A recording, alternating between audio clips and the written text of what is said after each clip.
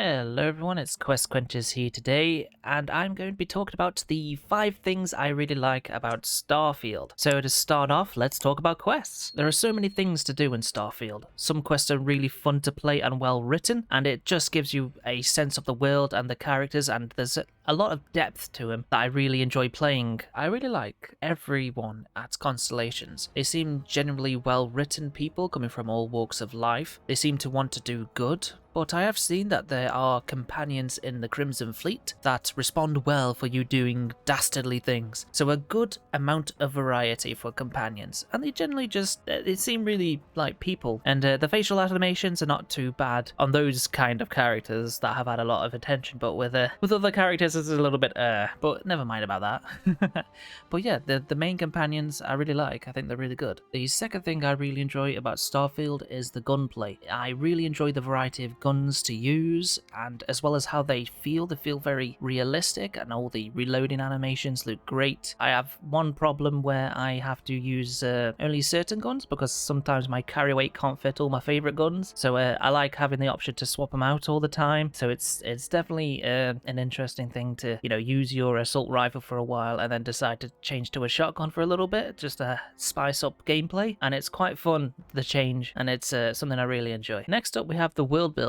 The world feels very much alive and very interesting. It feels very grounded in reality, apart from New Atlantis, but every other city looks like, yeah, I can see humanity going into space and doing this. From the fields of like Aquila City and stuff, like all the bushes and the greenery and stuff, and then the very grounded construction of the city, like it's made of stone and resources from the planet. It looks very, it looks very realistic. Like that's what someone who detached from the main sort of like the UC colony kind of thing would end up using, and it becomes very grounded, but also with a like a roguish kind of tech to it, which is really cool to see. And they have their own kind of way of using their technology, and I think that's really cool. As well as like seeing like how where the Starborn use their own technology and stuff like that. It's like very high tech alien kind of thing, but it's very interesting and cool to use, and it's different. It's less it's less grounded. It's more sci-fi, which is I like in my space games. I like sci-fi, and then when it comes to sort of the world building and the place of neon and stuff, it's like it's vastly different again. And then you have New Atlantis, that is like the pinnacle of sci-fi kind of structures and stuff, like very tall, slender, clean, and all that stuff. And it's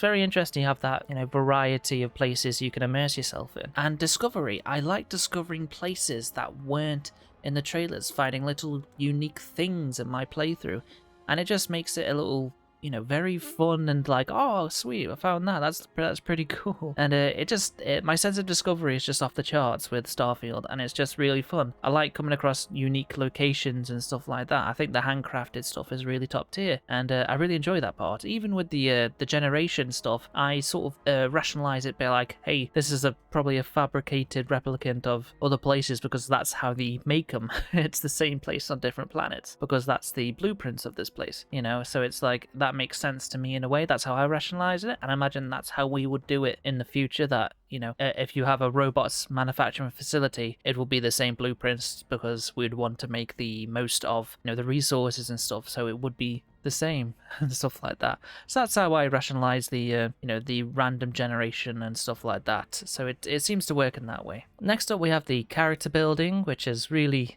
good. I can be whoever I want to be. I can be a shipbuilding cowboy kind of guy who just prioritizes having the best ship in the universe.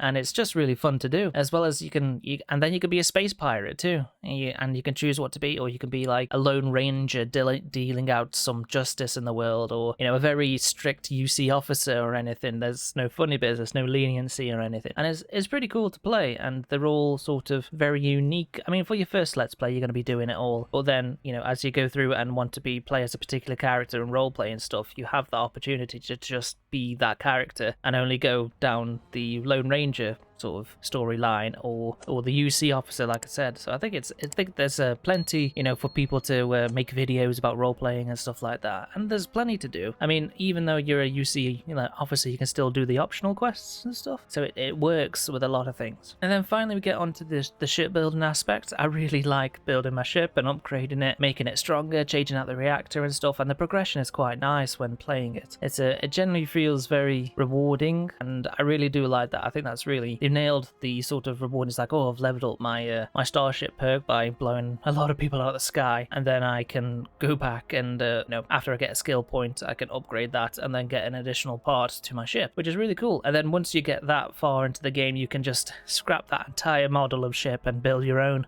because that's what I did with the Frontier. I just stopped upgrading it, scrapped it, and then made it my own, and it's it's really cool. It's a really great ship to use, and I definitely recommend doing that. I mean, you need to be above like level 50, I think, and have a lot of money.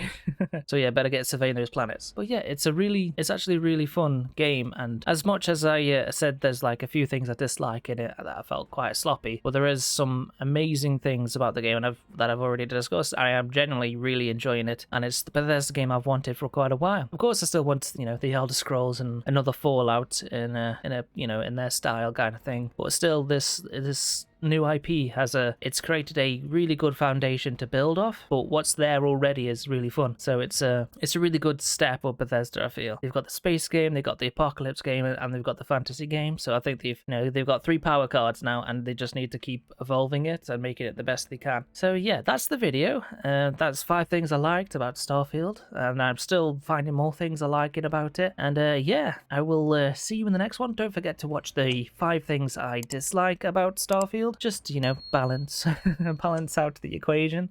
So yeah, I will see you in the next one. Goodbye.